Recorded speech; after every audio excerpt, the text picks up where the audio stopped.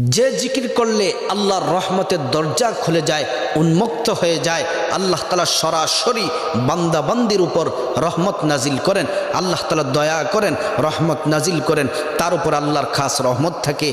যদি এই জিকিরটি যদি আল্লাহর কোনো প্রিয় বান্দা বান্দি যদি করে, জিকিরটি হচ্ছে আলহামদুলিল্লাহি কাসীরা, আলহামদুলিল্লাহি কাসীরা। সমস্ত প্রশংসা কেবলমাত্র আল্লাহ তাআলার জন্য, অনেক অনেক বেশি প্রশংসা। আমরা তো সব সময় আল্লাহর প্রশংসা করতে চাই, যিনি খালেক, যিনি রিজিক দাতা, হায়াত দাতা, যিনি সব কিছুর উপর যার ক্ষমতা আছে।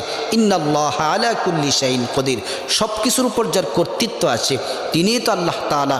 যদি আপনি জিকিরটি করেন, আল্লাহ তাআলা রহমতের দরজা খুলে দিবেন, আপনার উপর সরাসরি রহমত নাজিল হবে। জিকিরটি হলো আলহামদুলিল্লাহি কাসীরা। আল্লাহ তাআলা আমাদেরকে বেশি বেশি